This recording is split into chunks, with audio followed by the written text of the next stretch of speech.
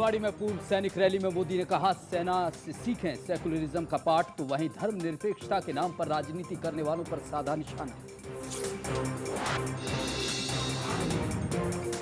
इनेलो नेता अभय सिंह चौटाला भी मोदी के साथ, कहा केंद्र में इनेलो देगी बीजेपी को बिना शर्त समर्थन।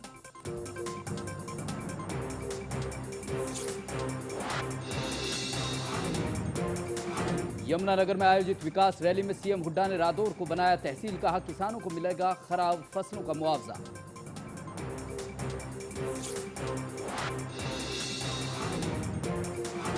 यमुनानगर में आयोजित हक रैली पर भारतीय किसान यूनियन ने सीएम हुड्डा पर साधा निशाना, कहा सिर्फ नाम के मुख्यमंत्री हैं भूपेंद्र सिंह हुड्डा।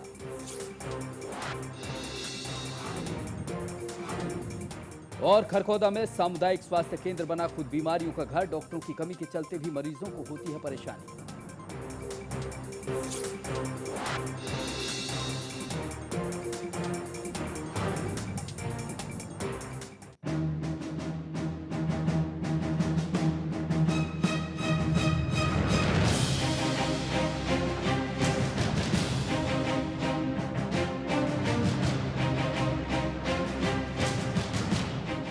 नमस्कार, आप देख रहे हैं खबरें अभी तक पर हमारी खास पेशकश और मैं हूं सुंदर सोलंकी।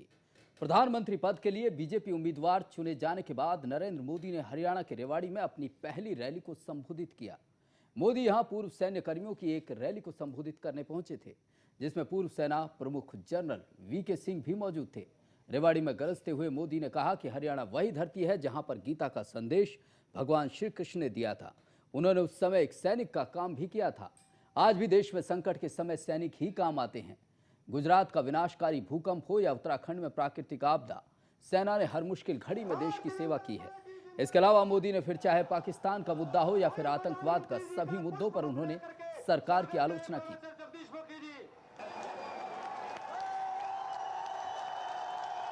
मैं किशनपाल गुर्जर जी से और जो दिन रात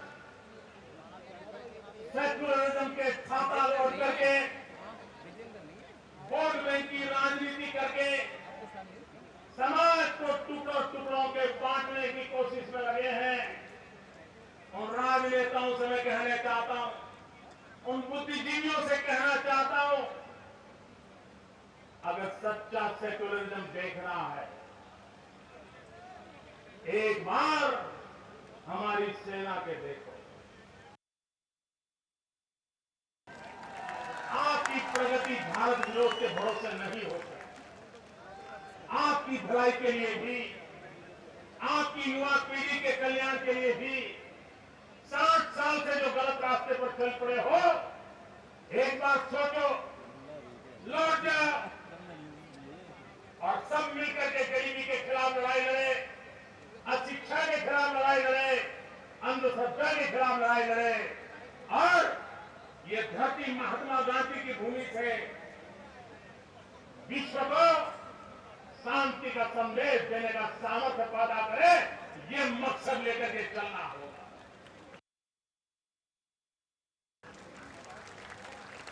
मैं सैल्यूट करता हूं हमारे सुरक्षा बलों को, जिन्होंने सच्चे अर्थ में भारत के सेकुलरिज्म की आन बान शान रखी हुई है और गौरव दिया है देश को, इसलिए मैं उनका अभिनंदन करता हूं। और रैली के बाद का जायजा लिया हमारे सहयोगी विजेंद्र ने। क्या कुछ रहा रैली के बाद की स्थिति, आइए आपको दिखाते हैं। 15 सितंबर की मोदी की रैली अब खत्म हो चुकी है। मोदी अपने भाषण देकर यहाँ के लोगों को काफ़ी मोहित किया। लोग काफ़ी खुश थे, मोदी को देखकर खुश थे, मोदी से मिलना चाहते थे। और जिस तरह से 2 दिन पहले ही उनको पीएम उम्मीदवार घोषित किया गया था, उसके बाद मोदी की पहली रैली थी वो रेवाड़ी में, तो ऐसे में काफ़ी भीड़ हुई थी। और जिस तरह से भीड़ का अगर आकलन कर सकते हैं तो लगभग 1 लाख लोगों के आसपास की भीड़ थी।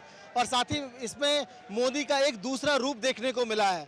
मोदी जिस तरह से सेकुलर होने की, सेकुलरिज्म की बात कर रहे थे, साथ ही साथ ये भी कह रहे थे कि जो पाकिस्तान है, पाकिस्तान के युवाओं को जो आतंकवाद है या फिर दूसरे जो जिस तरह से आतंकवादी गतिविधियां हैं उनको खत्म कर अपने विकास के कार्यों में ध्यान देना चाहिए।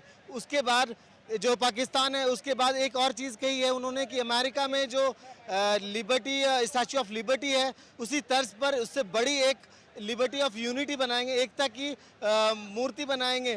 तो ये सारी बातें लगता है कि जो मोदी एक तरह से जो गरम मोदी थे वो काफ़ी सोच समझकर और काफ़ी चीज़ों को देखकर एक आकलन कर कर यूपीए सरकार को उन्होंने कोसा है, उनकी विफलताओं को कोसा है। साथ ही उन्होंने कभी एक धर्मनिरपेक्ष अपनी एक तरह से छवि और पाकिस्तान की तरफ इतना कड़ा रुख नहीं दिखाया है, जबकि चीन की तरफ उनका जो रुख था वो कड़ा था, पर पाकिस्तान की तरफ उनका रुख कड़ा नहीं था। उनके विकास की बात कर रहे थे और साथ ही साथ पूरे जो भारतवर्ष है उसके विकास की बात कर रहे थे। तो मोदी को पीएम उम्मीदवार के बाद एक अलग मोदी देखने को मिले हैं।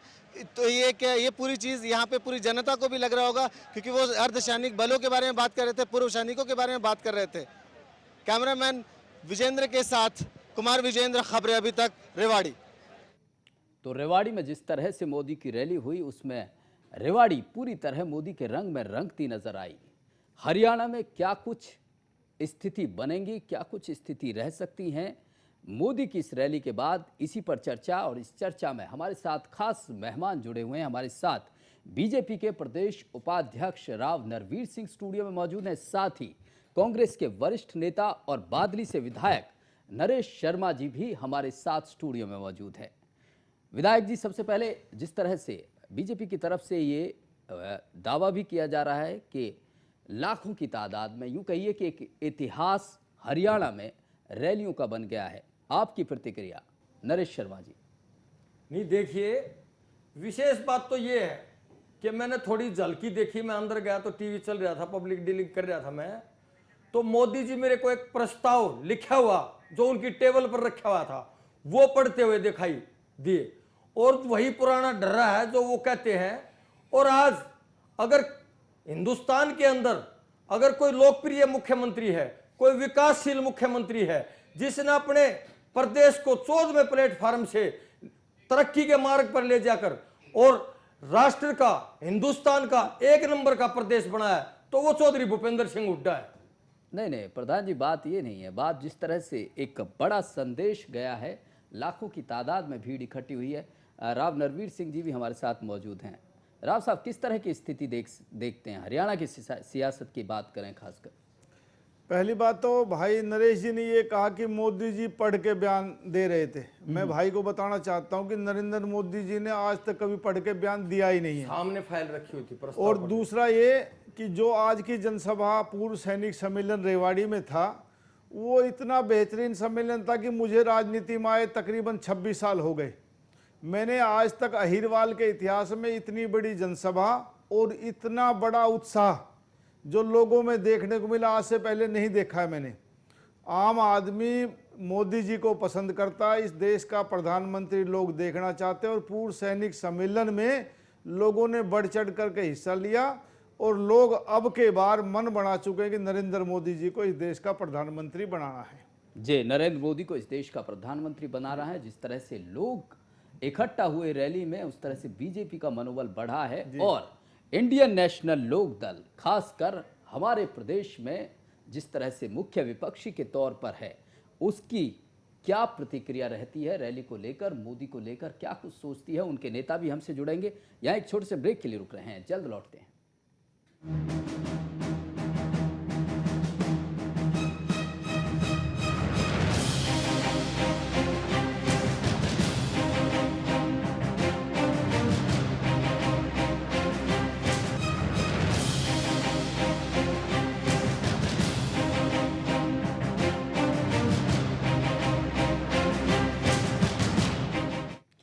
बीजेपी की तरफ से प्रधानमंत्री के उम्मीदवार बनाए जाने के बाद नरेंद्र मोदी की पहली रैली रेवाड़ी में हुई, और रेवाड़ी में जिस तरह से उन्होंने संकेत दिए, उससे नई करवटें सियासत ले रही है।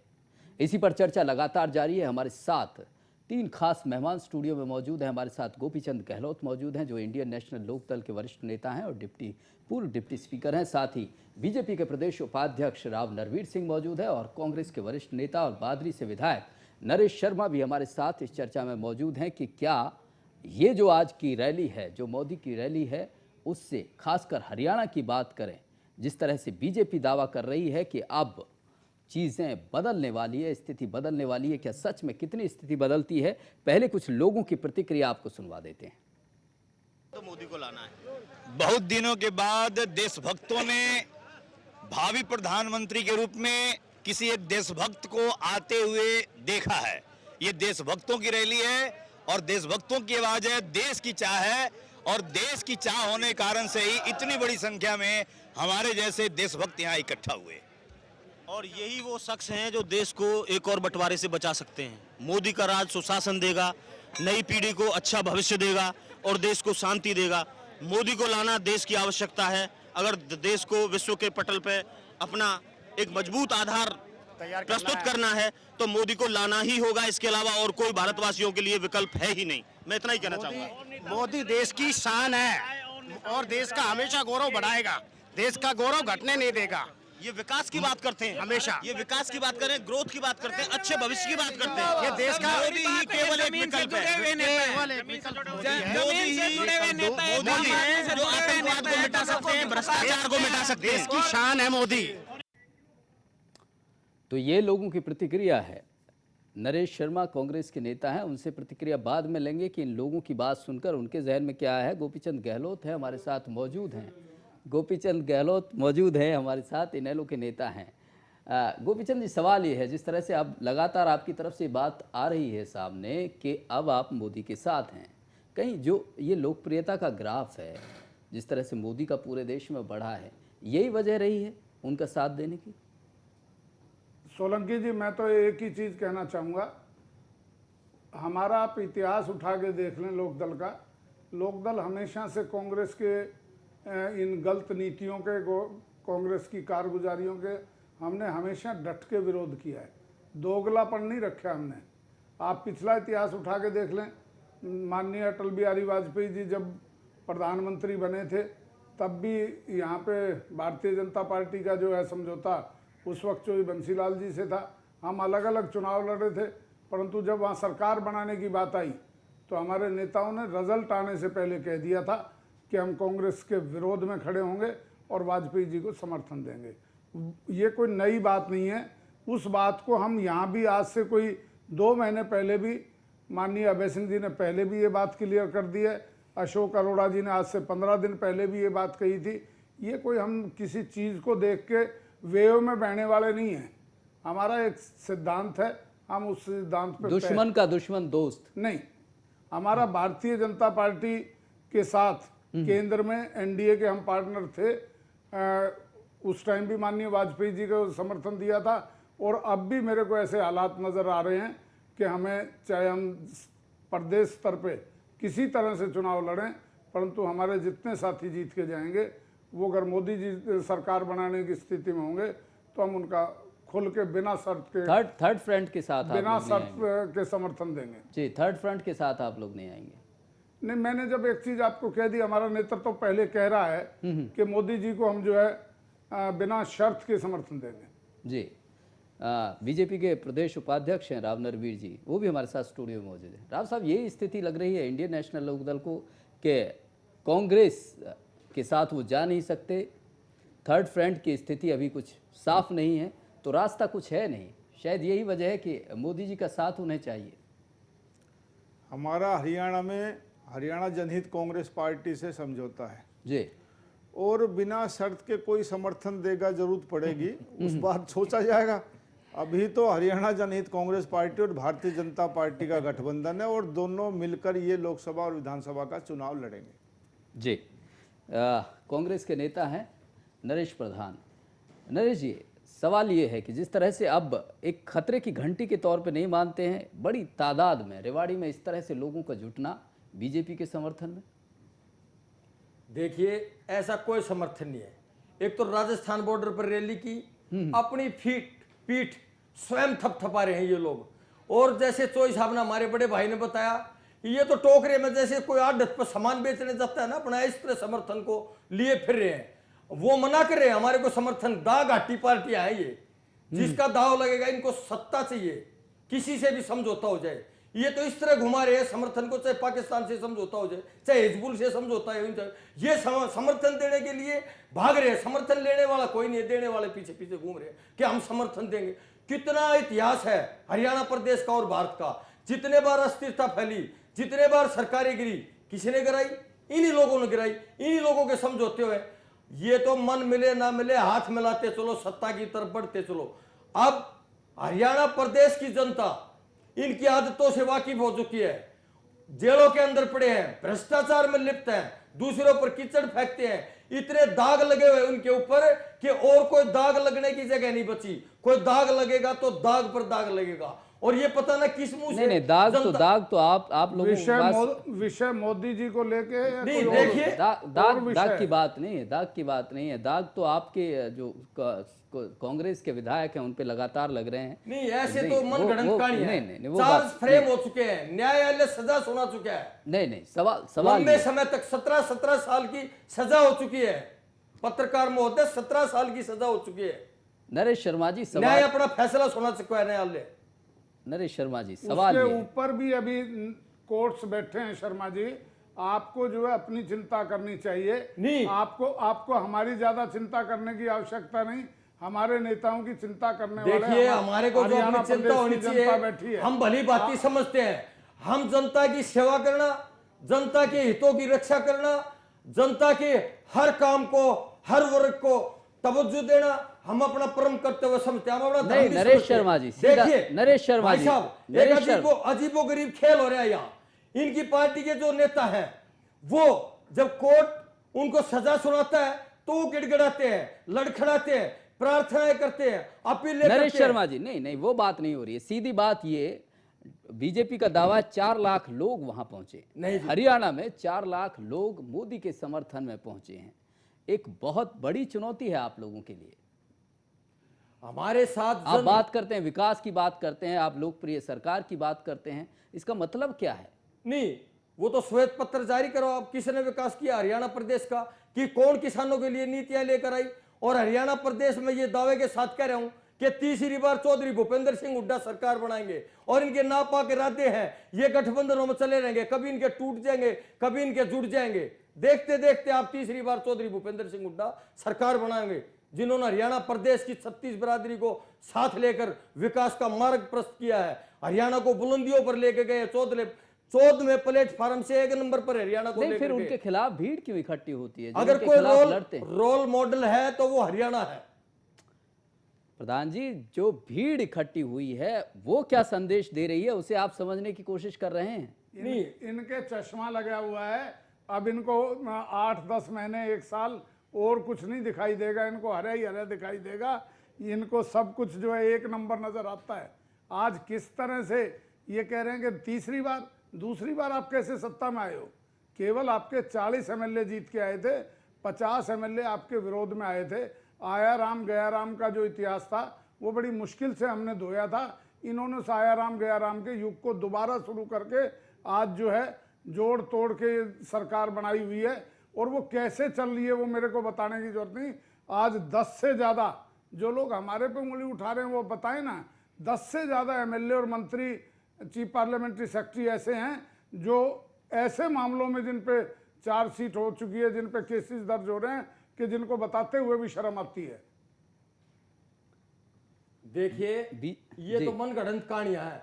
नहीं, किसी भी कांग्रेस पार्टी के विधायक की, किसी नेता की सजा नहीं हुई है। इनकी सजा हो चुकी है। इल्जाम लगाना बात सवाल है, साबित करना मुश्किल है। नहीं, प्रधान जी, सवाल ये नहीं है। सवाल बड़ा ये है कि जो 2.5 से, जैसा कि बीजेपी के प्रदेश के उपाध्यक्ष हैं राव नरवीर, वो दावा कर रहे हैं कि ऐसी उन्होंने जीवन में, अपने राजनीतिक इतिहास में ऐसी कभी रैली नहीं देखी है। इतनी बड़ी तादाद में मोदी के समर्थन में लोगों का जुटना, उसे आप कैसे झुटला सकते हैं? राव साहब, आप बताइए कि जब इस तरह की स्थिति है, जैसा कि आप बता रहे हैं कि अपने राजनीतिक जीवन में कभी इतनी बड़ी रैली नहीं देखी, तो कहीं ना कहीं कांग्रेस के साथी हैं वो झुटला रहे हैं इस बात को। सोलंकी जी, ये जो अहिरवाल का इलाका है जिसमें महेंद्रगढ़, भिवानी पार्लियामेंट और गुड़गांव पार्लियामेंट पड़ता है, ये प्रो कांग्रेस रहा है जी। तकरीबन कांग्रेस को वोट देते हैं। और आज की जो अहिरवाल की लंदन कहा जाने वाला रेवाड़ी शहर में जो पूर्व सैनिक सम्मेलन में जो भीड़ उमड़ी है, और भीड़, मैंने कहा कि मेरे को 26 साल हो गए राजनीति में आए, बहुत सी रैलियां मैंने देखी, ऐसी रैली और ऐसा उत्साह लोगों में, नौजवानों में, बुजुर्गों में मैंने इन 26 सालों में नहीं देखा। ये भाई नरेश शर्मा जी यहीं हैं, हम भी यहीं रहेंगे, कुदरत ने समय दिया तो। ये बदलाव का माहौल है, लोग कांग्रेस के कुशासन से तंग हैं, लोग मोदी जी को देश का प्रधानमंत्री देखना चाहते हैं और आने वाले समय में हरियाणा ही नहीं देश भी बदलेगा, ये मेरा मानना है। और नरेश भाई भी चुनाव के बाद इस बात को स्वीकार करेंगे। शर्मा जी, बदलाव चाह रही है जनता, इस तरह का संदेश गया इस रैली से। बदलाव नहीं चाहती जनता, चौधरी भूपेंद्र सिंह हुड्डा को चाहती है जनता, जो 36 बिरादरी के नेता है, जिसने जन कल्याणकारी योजनाएं लाई है, और इनका वही पुराना ढर्रा है जिस पर ये जनता को गुमराह करना चाहते हैं। अब हरियाणा प्रदेश की, भारत की जनता गुमराह होने वाली नहीं है। और मैं ये दावे के साथ कहता हूं कि चौधरी भूपेंद्र सिंह हुड्डा जन कल्याणकारी नीतियों के आधार पर, विकास के आधार पर, 36 बिरादरी के समर्थन के आधार पर। किन नीतियों की बात कर रहे हैं? आपके बिजली मंत्री जो कैप्टन अजय सिंह यादव हैं, उनके गढ़ में बाकायदा ये रैली हुई है और इस तरह की स्थिति वहां पैदा होती है। रेवाड़ी के बीजेपी के प्रदेश अध्यक्ष रामविलास शर्मा का कहना है कि 1.5 लाख की आबादी है और वहां कम से कम 4 गुना, उनका दावा ये है। क्या दावा है, एक बार वो सुन लीजिए। बीजेपी के प्रदेश अध्यक्ष रामविलास शर्मा ने रैली के बाद क्या कुछ कहा है, आपको पहले वो सुनवाते हैं। बीजेपी की तरफ से पीएम पद की दावेदारी घोषित कर देने के बाद, मोदी को नाम आगे कर देने के बाद पीएम कैंडिडेट का पहली रैली हरियाणा में आयोजित की गई। हरियाणा के प्रदेश अध्यक्ष बीजेपी के रामविलास शर्मा हमारे साथ बातचीत के लिए मौजूद है इस रैली पर। रामविलास जी, रैली के बाबत किस तरह से आप देखते हैं कि जो लोगों के, जिस तरह से आप दावा कर रहे हैं कि लाखों की तादाद में लोग आए हैं, इस रैली को किस तरह से आप देखते हैं? रेवाड़ी की आबादी 1,20,000 है। यहाँ के लोगों का, यहाँ की गुप्तचर संस्थाओं का, यहाँ टेलीविज़न वालों का और आप सब का आकलन ये है कि रेवाड़ी की आबादी से 4 गुना लोग आज रेवाड़ी में थे। सभा स्थल के अंदर 1 लाख थे, इससे 4 गुना लोग बाहर थे। आपने भी देखा है, आपके कैमरे ने भी कैद किया है। और आज नरेंद्र भाई मोदी 1 घंटा 17 मिनट का उनका भाषण। अध्यक्ष जी, आप दावा कर रहे हैं कि कम से कम 4 से 6 लाख लोग वहाँ थे, तो इसको अगर सियासत में देखें, देश की सियासत में देखें, किस तरह से इसको देखते हैं आप? देखिए, आज पूरे हिंदुस्तान में आप पत्रकार मित्र, छायाकार मित्रों की मेहरबानी से आज ये पूरे देश में एक मैसेज चला गया। जिस लहजे में नरेंद्र भाई मोदी ने देश की सुरक्षा के बारे में चिंता प्रकट की है, पाकिस्तान के बारे में जिस स्टेट्समैनशिप का उन्होंने जो एक उदाहरण प्रस्तुत किया है कि भाई पाकिस्तान को, भारत में आतंकवाद के पालन पोषण के बजाय पाकिस्तान को अपने देश की गरीबी से लड़ना चाहिए। अगर बात करें हरियाणा की सियासत की बात करें, इस पर इस रैली को किस तरह से देखते हैं? हरियाणा की सियासत में क्या कुछ असर रहेंगे इसकी?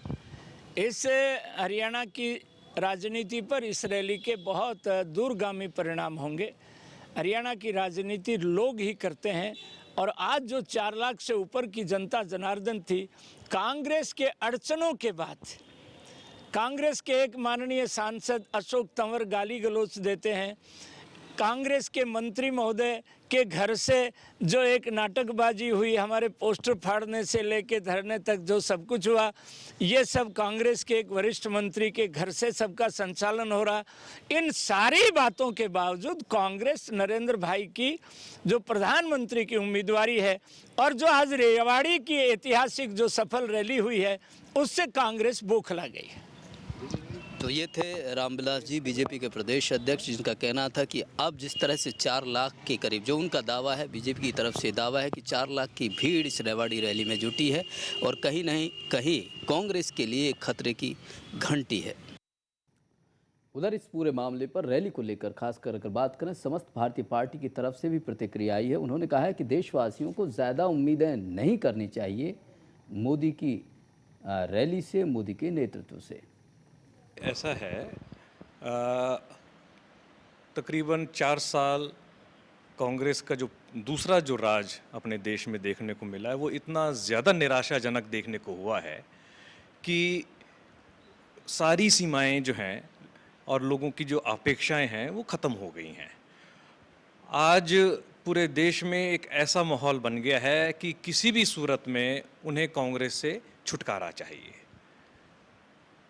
बात आती है विकल्प की, तो विकल्प के रूप में या तो एनडीए की जो मुख्य पार्टी है बीजेपी या थर्ड फ्रंट, ये दो रह जाते हैं। लोग बाग, मैं समझता हूँ, आज इतना समझदार हो गए हैं कि थर्ड फ्रंट जो कि समाजवादी पार्टी, टीएमसी, बीएसपी जैसे घटक दलों के साथ अगर बनता है तो वो और भी ज़्यादा निराशाजनक होगा। तो ले दे के एनडीए जिसका मुख्य जो पार्टी है वो बीजेपी रह जाती है। आज इसमें कोई दो राय नहीं कि आम आदमी मोदी जी से प्रभावित है। वो प्रभावित इसलिए भी है कि सब तरफ, चारों तरफ निराशा और अंधकार है।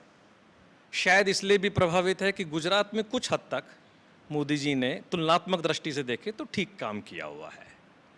लेकिन हमारे को इस बात का ध्यान रखना होगा कि वो एक विकल्प हो सकता है, लोगों की आशा उनमें दिखाई देती है, लेकिन जहाँ तक हमारा सवाल अगर हम कहें, हमारा अपना आकलन कहें, तो वो पूर्ण विकल्प या लोगों के सपनों को साकार करने वाला वो विकल्प नहीं होने वाला है।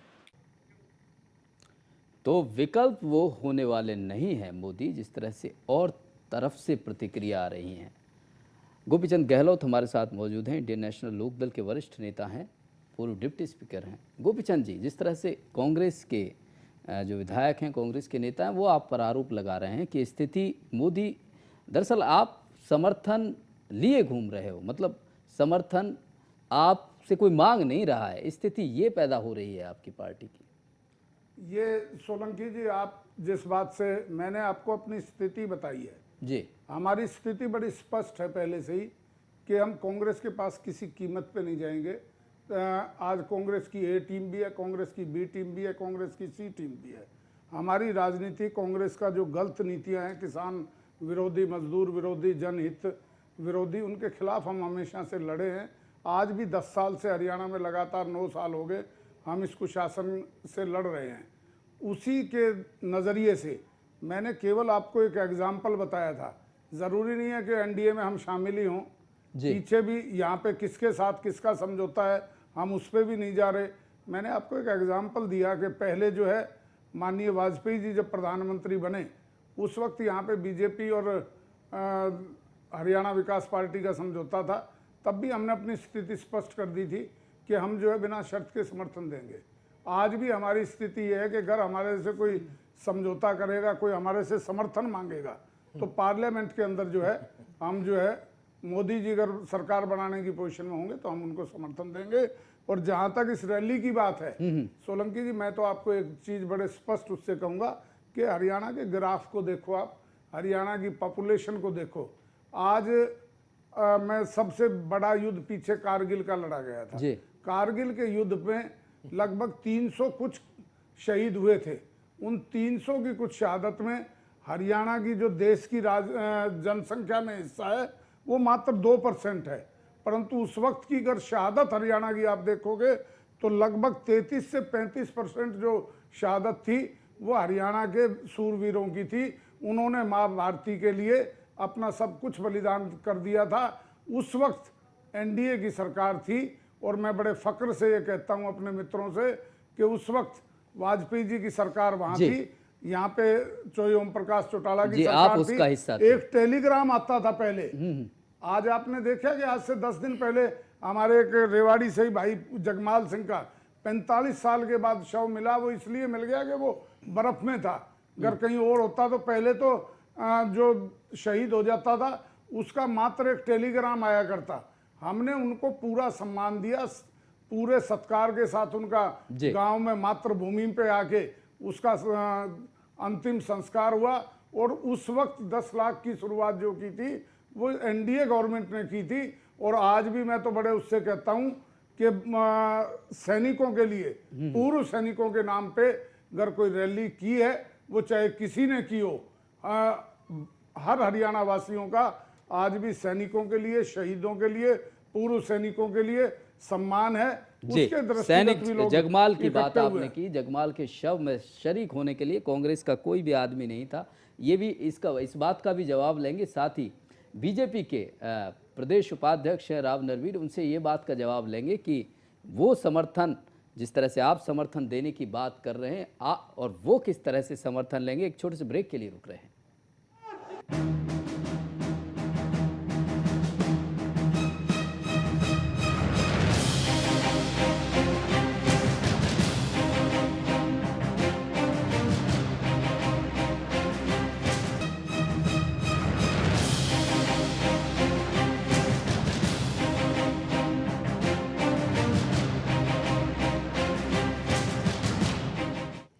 ब्रेक के बाद स्वागत है आपका। लगातार हम बात कर रहे हैं जिस तरह से आज पीएम पद की उम्मीदवारी की घोषणा होने के बाद बीजेपी की तरफ से मोदी ने पहली जो रैली की वो की रेवाड़ी में, प्रदेश के रेवाड़ी में, और जहां जो जनता का जिस तरह से समर्थन मिला, जनता जैसे उमड़ी है, उससे कई तरह की बातें सियासी गलियारों में चल पड़ी हैं। हरियाणा में मोदी की इस रैली का क्या असर होगा, इस पर लगातार चर्चा जारी है। हमारे साथ इंडियन नेशनल लोकदल के वरिष्ठ नेता गोपीचंद गहलोत, राव नरवीर, बीजेपी के प्रदेश उपाध्यक्ष, और कांग्रेस के वरिष्ठ नेता नरेश शर्मा, जो कि बादली से विधायक भी हैं, वो स्टूडियो में मौजूद हैं। राव साहब, आपके पास आना चाहूँगा। जिस तरह की अब स्थिति बनी हुई है, आपका मनोबल समझा जा सकता है। रैली में जिस तरह की भीड़ उमड़ी है, आपका जो आप कोशिश कर रहे हैं, जो आप कह रहे हैं कि हाँ, अब हम अपने दम पर लड़ाई लड़ेंगे, और मोदी ने जो 272 प्लस का मिशन तय किया है, मिशन जो डिसाइड किया है, उसको आप हासिल कर लेंगे। लेकिन जिस तरह से बात आ रही है, इंडियन नेशनल लोकदल की बात आ रही है, क्या अब स्थिति में, क्योंकि आपको अलायंस की ज़रूरत है, जो अब तस्वीर बन रही है, और आप इस तरह से अगर उनके प्रति जिस तरह से उन्होंने समर्थन की बात की है, क्या कुछ आपका स्ट्रेटेजी रहेगी, क्या कुछ रिएक्शन रहेगा अगर प्रदेश की बात करें तो?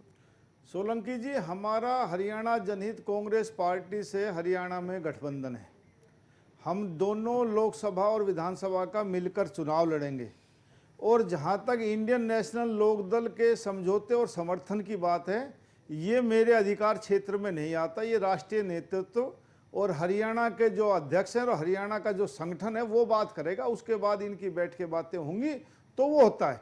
ये मेरे अधिकार क्षेत्र में नहीं। अभी हरियाणा जनहित कांग्रेस पार्टी प्रदेश में जो जनता की नब्ज है, वो तो आप ही लोग आला कमान तक पहुंचे। हमारा समझौता हरियाणा की जनता ने, हरियाणा के भारतीय जनता पार्टी के सभी नेताओं ने हरियाणा जनहित कांग्रेस पार्टी से समझौता किया हुआ, और वो आज तक लागू है। और मेरे को ये विश्वास है कि मोदी जी के नाम पर अब के हम लोकसभा के तकरीबन सीटें जीतेंगे। जी गोपीचंद जी, ये तो लगातार यही कह रहे हैं कि समर्थन की आवश्यकता है नहीं आपके अपने। मैंने अभी आपको बताया कि ये जो रैली थी, इस रैली के प्रति जो हमारा हरियाणा के जनमानस का पूर्व सैनिकों के लिए, शहीदों के लिए जो सम्मान है, वो इस रैली में भी दर्शाया गया है। और मैं तो और चीज़ के लिए तो मैं कुछ कहूँगा नहीं, परंतु मैं इतना ज़रूर कहूँगा कि मोदी जी ने जो आज अपना विषय रखा है उस मंच पे, जैसा लोगों से हमें पता लगा है, वो केवल सैनिकों, पूर्व सैनिकों और शहीदों तक रखा है। उन्होंने कोई विशेष राजनीतिक वहाँ से मैसेज देने का प्रयास नहीं किया है। संदेश कई गए हैं, संदेश कई गए। वो जो है वहाँ से जिस विषय को लेकर रैली की गई थी उस विषय में कामयाब रहे हैं। और सैनिकों को पूरा हमें उम्मीद है कि पहले भी सैनिकों को जो सम्मान मिला था वो एनडीए की गवर्नमेंट में मिला था, जिसमें प्रदेश में हमारी सरकार जी, आप समर्थन करेंगे। विधायक जी मुस्कुरा रहे हैं। आज भी हम कह रहे हैं नरेश शर्मा जी कि पूरा जो सम्मान मिलेगा सैनिकों को वो अपने आने वाली सरकार में मिलेगा। अब प्रदेश में जो है इंडियन नेशनल लोकदल की सरकार बनेगी और उसमें हम पहले की तरह से अपने इन सैनिकों को पूरा सम्मान देंगे। मैं आपको एक चीज और बताऊंगा कि यहाँ पे लोगों ने पता नहीं क्या क्या पलटियां खाई हैं। शहीदी दिवस पहली बार, जैसे जननायक चौधरी देवीलाल जी ने कई काम ऐसे किए हैं जो पूरे उसमें वो हुआ है। शहीदी दिवस पहली बार किसी ने राव तुलाराम जी के रोड का नाम मिटा दिया, किसी ने जो उनके नाम की छुट्टी रद्द कर दी, किसी ने उनके लिए क्या क्या शब्द इस्तेमाल किए वो कह के मैं अपनी जबान गंदी नहीं करूंगा। उन सारी चीज़ों को बहाल करने का और शहीदी दिवस को मनाने का प्रथा अगर किसी ने शुरू की थी तो वो जननायक चौधरी देवीलाल जी ने की थी। उसको हम चाहे किसी भी हालत में हो, शहीदों के सम्मान को, सम्मान दिवस को मनाने में हम आज 23 तारीख को इस बार भी नारनौल में मना रहे हैं और पहले से बेटर मनाने का प्रयास कर रहे हैं। नहीं, मोदी के प्रभाव में आप भी हैं, लेकिन नरेश शर्मा जी हमारे साथ हैं, मौजूद हैं, कांग्रेस के नेता हैं। वो मोदी के प्रभाव को मानने को राजी नहीं है। वो कैसे मानेंगे? मैं कैसे इनके प्रभाव को मान सकता हूं? वो कैसे मानेंगे? ये तो वो लोग हैं, एक भी इनका एमपी नहीं, 4 साल से गिड़गिड़ा रहे हैं सेंटर की सरकार तोड़ देंगे। मैं पूछना चाहता हूं भाई, सेंटर में कितने एमपी हैं आपके? मैं दूसरे साथियों से पूछना चाहता हूं, हरियाणा से कितने लोकसभा के मेंबर जिता के भेजे? वो पंडित जी ईब के ना कसर निकल जाएगी, चिंता ना करो। और हर बार कहते हैं कसर निकल जाएगी, ईब के ना कसर निकल जाएगी। जब कोई जन कल्याणकारी मुख्यमंत्री बनता है तो ये कहते हैं 3 महीने में सरकार नाच न जाने, आंगन टेढ़ा, सीट कोई नहीं, एमपी कोई नहीं, सरकार ये तोड़ देंगे, सरकार ये बना भी लेंगे। जितने बार इनकी सरकारें बनी है धोखाधड़ी से, एक दूसरे को टंगड़ी मारते हैं, एक दूसरे की ये बैसाखियां बनते हैं सत्ता हासिल करने के लिए, एक दूसरे को धोखा देते हैं। इतिहास भरा पड़ा इन्होंने नहीं, अब इन्होंने तो कांग्रेस की भी जुगाड़ से ही सरकार चल रही है। नरेश जी, मैं आपको बड़े अदब से बताना चाहता हूं कि जब ये कहते हैं कि सत्ता में वो चाहिए, मैंने पहले एक बार एग्जाम्पल बताया कि हमारे 4 एमपी थे, हमें 5 एमपी थे, तब भी ऑफर मिली थी सेंटर में गवर्नमेंट में शामिल होने का, तब भी हमने बाहर रह के बिना शर्त के समर्थन दिया था। ये सत्ता वाली बात को नहीं, अब बीजेपी को ये लगने लगा है, जिस तरह की आज रैली हुई है, कि अब वो अपने दम पर ही बनाएंगे। अब बहुत हो गई बैसाखियां, अब अपने दम पर चलेंगे, दम पर बनाएंगे जी। ये पूरा भाजपा नेतृत्व जो हरियाणा का है वो ये सोच रहा है नहीं, ये तो भारतीय जनता पार्टी अब किसी के बैसाखी पर नहीं चलेगी, समर्थन नहीं लेगा। और हरियाणा जनहित कांग्रेस पार्टी से हमारा समझौता है। 8 सीटों पर भारतीय जनता पार्टी लोकसभा का चुनाव लड़ेगी और 2 लोकसभा पर हरियाणा जनहित कांग्रेस पार्टी लड़ेगी, और भारतीय जनता पार्टी और हज का 45 सीटों पर लड़ेगी। कांग्रेस तो ये भी कहती है कि आपके पास कैंडिडेट ही नहीं है। 10 समय आने पर पता लगेगा किसके पास कैंडिडेट है। नहीं है, कांग्रेस के कैंडिडेट जीतेंगे जब पता लगेगा। कांग्रेस के 90 कैंडिडेट चुनाव लड़े थे, 40 ही तो जीते हैं, 50 तो इनको भी बेकार हो गए। हमारे 45 लड़ेंगे, उनमें से भी 40 जीत जाएंगे। नहीं, लोकसभा के लिए कैंडिडेट ही नहीं है। लगातार ये आरोप लगते रहे हैं कांग्रेस की तरफ से। आपके पास 10 लोग भी नहीं है ठीक से ही, ये कहना है कांग्रेस का। ये कांग्रेस की गलत सोच है। जब जमाना बदलता है तो मामूली से मामूली कैंडिडेट भी बड़े से बड़े आदमी को हरा देता है। इतिहास इस बात का गवाह रहा है, और ऐसी बात नहीं कि भारतीय जनता पार्टी पहले भी चुनाव लड़ती रही है, अपने बल पर लड़ती रही और 5-6 कैंडिडेटों को लड़ाती रही, उनके जीतते रहे हैं। अब 8 चुनाव लड़ने हैं भारतीय जनता पार्टी ने, 8 के 8 चुनाव होंगे, सशक्त उम्मीदवार होंगे, तकरीबन सीटों पर विजय होंगे। लेकिन कोई भी दल, चाहे मैं हूं चाहे अब मेरे विरोधी दल के लोग हों, जब तक चुनाव नतीजे नहीं आते तब तक कोई हार मानता नहीं। इस प्रकार हार मानते रहे तो फिर चुनाव की जरूरत क्यों पड़ती? नरेश शर्मा जी, देखिए, हम किसी के बैसाखियों पर सफर करना नहीं चाहते। इनकी कितनी सीट अब है, कितनी आगे आएंगी, ये तो भविष्य ही बताएगा। लेकिन मैं ये एक स्पष्ट रूप से बता देना चाहता हूं कि इनकी एक भी सीट आने वाली नहीं है। और ये जिस पार्टी से समझौता कर रहे हैं वो पार्टी भी कोई बेदाग पार्टी नहीं है। नरेश शर्मा जी, ये बताइए, सीधा सा सवाल बताइए शर्मा जी। प्रधान जी, ये बताइए, अब तक की रैलियों में इतनी भीड़ आपने कहां जुटती देखी? हरियाणा में सैकड़ों रैलियां देखी है भाई साहब। इन्होंने तो आज की भी रैली नहीं देखी साहब। ये तो वैसे ही कह रहे हैं, इन्होंने मानना थोड़ी है, कोई चीज नहीं मानेंगे। और देखो जी, इन्होंने आंकड़ी है, ये समर्थन फेंक रहे हैं, एक दूसरा ले नहीं रहा। ये भी सोलंकी जी, आप भी बहुत दिन से दो पर हैं, ये भी बहुत जनसभाएं देखी हैं, और मैं कह रहा हूं मैंने 26 साल के राजनीतिक जीवन में इतना उत्साह और इतनी बड़ी रैली साहिवाल क्षेत्र में नहीं देखी। मैंने भी ऐसी नौटंकी नहीं देखी कि दूसरे राज्यों से लोग ढोए गए हों, और एक नेता जो बार बार पढ़ने पढ़ते देखा, ये मना कर रहे हैं, 3-4 बार पानी पीते देखा और प्रस्ताव पढ़ते हुए देखा। पानी तो और हमेशा इनकी आदत रही है कि ये छोटी राजनीति करते हैं, शहीदों के नाम पर राजनीति कर रहे हैं। कारगिल के अंदर शहीदों पर राजनीति नहीं, शहीदों का सम्मान, पूर्व सैनिक रैली थी। ताबूत घोटाला हुआ, पूर्व सैनिकों में सम्मान की रैली थी। सरकार चलाते थे, और गांव में गली गली में पूरे हिंदुस्तान में बच्चा बच्चा कहता था कि ताबूत घोटाला हुआ है। और भारतीय जनता पार्टी से घोटालों की बात, हमारे को कांग्रेस तो अब घोटालों की सरकार बन गई, घोटालों की पार्टी बन गई। रोज नए नए घोटाले आम आदमी का सुन सुन के अखबार पढ़ के टीवी देख करके लोगों के नाक में दम आ चुका है और लोग मन बना चुके हैं अब की बारी की जल्दी से जल्दी चुनाव और कांग्रेस के कुशासन से, इस भ्रष्ट सरकार से जल्दी प्रजा छुटकारा चाहती है। ये भविष्य तय करेगा भाई साहब। और कांग्रेस पार्टी पूर्ण बहुमत के साथ हरियाणा प्रदेश में सरकार बनाएगी और इनको समझ चुके हैं। और मेरे को ऐसा भी आभास हो रहा है कि कमी पड़ती दिखी तो ये तीनों एक प्लेटफॉर्म पर भी आ सकते हैं, लेकिन फिर भी कांग्रेस पार्टी चौधरी भूपेंद्र सिंह हुड्डा की जननायक नीतियों का मुकाबला नहीं कर सकते और तीसरी बार सरकार बनेगी। गोपीचंद जी हमारे किसान किसानों की नरेश जी गोपीचंद जी कुछ कह रहे हैं, गोपीचंद जी कुछ कह रहे हैं जी। नरेश शर्मा जी बार बार एक चीज दोहरा रहे हैं, ये किसी की सुन नहीं रहे, जोर से बोलने से वो नहीं होता। ये बताएं ना, तीसरी बार की रट लगा रहे हैं, ये दूसरी बार की पोजीशन बताएं ना। नहीं दूसरी बार, इस बार आपकी क्या पोजीशन रही थी? आप केवल 40 एमएलए आपके जीत के आए थे। ये जोड़ जंगोड़ और खरीद फरोख्त आया राम गया राम की, उससे ये सरकार चल रही है। और क्या किन को लिया है? ये हमें जिनसे मिलने की बात कर रहे हैं वो कांग्रेस की ए और बी टीम है, वो कब पहले भी मिलती रही है।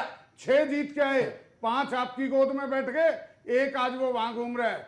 हम तो बड़ा स्पष्ट वो है, हम किसी भी हालात में रहें, ना हम चौधरी भजनलाल जी के साथ मिले, ना हम आज उसके बेटे की पार्टी के साथ कभी भी हमारा समझौता होगा। हमारा बड़ा स्पष्ट स्थिति है कि हमारा समझौता हरियाणा प्रदेश की जनता के साथ है और हम उन्हीं के दम पे, उन्हीं के आशीर्वाद से चुनाव लड़ेंगे, चाहे वो लोकसभा का चुनाव हो, चाहे वो विधानसभा का चुनाव हो। और हरियाणा प्रदेश की जनता मन बना चुकी है, कभी भी चुनाव हो जाओ उसी दिन जो है कांग्रेस के लिए खतरे की घंटी तो अब बज ही चुकी है कभी की, परंतु जिस नहीं, ये खतरे की घंटी, ये खतरे प्रदेश की जनता इनको आईना दिखा देगी। नहीं, आप भी मानते हैं मोदी ने खतरे की घंटी नहीं। मैं स्पष्ट रूप से भाई साहब को बताना चाहता हूं की जनता इनको आईना पहलवान जीते वैसे ये पूछ रहे हैं कि तूने मेरे को कैसे पटकनी थी, तू कैसे जीता। हमारी प्रजातंत्र प्रणाली से कांग्रेस पार्टी की 40 सीटें आई है, ये हारे हैं, दूसरे नंबर पर रहे हैं। और जो इंडिपेंडेंट विधायक है और जो दूसरी पार्टी के विधायक थे जी, उन्होंने ये कहा कि चौधरी भूपेंद्र सिंह हुड्डा की नीतियों में, जन कल्याणकारी नीतियों में, जन हितकारी नीतियों में हम विश्वास जताते हैं। और चौधरी भूपेंद्र सिंह हुड्डा का समय की कमी है, आपकी नौकरी पक्की समर्थन करते हैं। चौधरी भूपेंद्र सिंह हुड्डा का उन्होंने प्रजातंत्र प्रणाली से समर्थन किया और आज जन कल्याणकारी सरकार हरियाणा प्रदेश में किसानों के हितों की रक्षा कर रही है, छत्तीसगढ़ के हितों की रक्षा कर रही है। सीएलयू के दम पे चल रही है। अब ये सीएलयू का दम इनका बाकी नहीं रहा, सरकार वो जल्दी भी जाएगी। आप पत्र जारी करे, किसने कितनी की? इन्होंने 6 साल में ज्यादा की और ये लूट में बराबर के भागीदार थे और एक दूसरे को जरूरत पड़ी तो फिर हरियाणा को लूटने के लिए इकट्ठे हो जाएंगे। बड़े उससे कहना चाहता हूं भाई जी, शोर मचा के नहीं कह सकते। 1966 में हरियाणा बना, हरियाणा बनने से और 2000 जब तक हमारी सरकार गई, कोई मुख्यमंत्री रहे हो, हरियाणा में मात्र 8000 एकड़ का लगभग सीएलयू हुआ है और इस 9.25 साल की सरकार में लगभग 21,000 एकड़ का जो है सीएलयू हुआ है। ये कहां से आंकड़े लेके आ रहे हैं, कहां से बात कर रहे हैं? सीएलयू की बात लेंगे, ये हम कभी और डिस्कस करेंगे, लेकिन समय की कमी है। देखिए समय की कमी। नरेश शर्मा जी आखिरी सवाल नरेश शर्मा जी आखिरी सवाल आपके पास आऊंगा। आखिरी सवाल के लिए सबसे पहले प्रतिक्रिया के लिए राव नरवीर जी आपकी तरफ रुख करूंगा। जिस तरह से कहा है शहीदों पर राजनीति करने की आपकी तरफ से कोशिश की गई, ये आरोप इन्होंने लगाया है कि अचानक पूर्व सैनिकों की याद आती है आपको? नहीं, अचानक याद क्यों आई जी? ये हमारा इलाका पूर्व सैनिकों के खाने, या हर तीसरे घर में सैनिक रहता है, चाहे उसकी शहादत के लोग परिवार रहते हो, चाहे पूर्व सैनिक रहते हो। सबसे ज्यादा हिंदुस्तान में यदि सैनिक रहते हैं तो इस अहिरवाल तो देश की हर लड़ाई में, चाहे वो आजादी की लड़ाई हो, चाहे 62 की लड़ाई हो, चाहे 65 की, चाहे 71 और चाहे कारगिल का युद्ध रहा हो, इस अहिरवाल के लोगों ने सबसे ज्यादा शहादत दी है। चाहे चिसूल की लड़ाई हो, और सबसे ज्यादा लड़ाइयां लड़ी हैं। इसलिए यहाँ एक पूर्व सैनिक सम्मेलन करने की लोगों की इच्छा थी। लोगों के बुलावे पर नरेंद्र मोदी जी ने समय दिया था और संबोधित करके गया। और आने वाले समय में यदि भारतीय जनता पार्टी की सरकार बनती है तो भारतीय जनता पार्टी क्या इस बारे में सोचती है, वो अपने विचार आपके सामने रखे गए। इनेलो के नेता हैं हमारे साथ मौजूद हैं, वरिष्ठ नेता गोपीचंद जी, क्या मानते हैं आप, जिस तरह की स्थिति आज देखने को मिली है, मोदी का प्रभाव है हरियाणा में खासकर? मैं तो ये कहूँगा कि आज कांग्रेस के कुशासन से, चाहे वो केंद्र में हो या प्रदेश में हो, एक एक बच्चा परेशान है, एक एक जन परेशान है, और वो जल्दी से इंतजार कर रहा है कि कब उसको वोट डालने का मौका मिले और कब कांग्रेस से छुट्टी पाएं, कब निजात पाएं इस कुशासन से। उसके लिए आज उनको जहां भी कोई रास्ता दिखाई देता है, और इन्होंने तो जैसा मैंने आपको पहले बताया था कि मोदी जी ने अनाउंसमेंट के बाद ये पहली रैली थी कहीं पे भी देश में, वो हमारे रेवाड़ी में थी, और एक पूर्व सैनिकों के नाम पे रैली थी। पूर्व सैनिकों को और शहीदों को शहादत देने में भी हम नंबर 1 पे हैं, और उनका सम्मान में हम नंबर 1 पे हैं। उसी के लिए आज ये रैली हुई, और वो जिस मिशन को शायद लेके हुई वो कामयाब हुई। उसमें जैसी चर्चाएं थी, राजनीतिक रूप से कई दिन से चर्चाएं आ रही थी, वो नहीं हुई। पूर्व सैनिकों के सम्मान में ये रैली हुई। आप भी इससे इत्तेफाक रखते हैं। नरेश शर्मा जी, समय की बहुत कमी है, छोटी सी प्रतिक्रिया। जिस तरह से लाखों की तादाद में लोग दिखे, बीजेपी का दावा है कहीं ना कहीं मोदी के प्रभाव को आप अनदेखा नहीं कर सकते हैं। भाई साहब, इन लोगों की पुरानी फितरत है, जब चुनाव का समय आता है तो इनको सैनिक भी याद आते हैं, शहीद भी याद आते हैं। ये तो भगवान की भी कसमें खाने लग जाते हैं। ये तो वो भी कहते थे दिवस ये खाते हैं और मंदिर यही बनाएंगे। तो भगवान को जो देते हैं धोखा, इंसानों को क्या छोड़ेंगे? ये तो इनका इतिहास भरा पड़ा धोखाधड़ी से। भगवान को जो देते हैं धोखा, इंसानों को क्या छोड़ेंगे? चलिए, ये लोग तो भगवान को लूट लिया था, इन्होंने भगवान को धोखा दिया। ना शहीद याद, इनको तो एक चिंता है कि थोड़ा सा टाइम रह गया, किस तरह से ये किसानों को उजाड़ के उनकी जमीनें लेके देखिए किसी प्लेटफॉर्म समय की कमी, बड़ी बात के साथ आप लोगों को रोक रहा हूं। आप लोग आए, आप लोग स्टूडियो में आए, आप सभी का शुक्रिया, बहुत बहुत शुक्रिया। गोपीचंद जी, आपका भी बहुत बहुत शुक्रिया। राव नरवी जी, आपका भी बहुत बहुत शुक्रिया। और नरेश शर्मा जी, आपका भी बहुत बहुत शुक्रिया।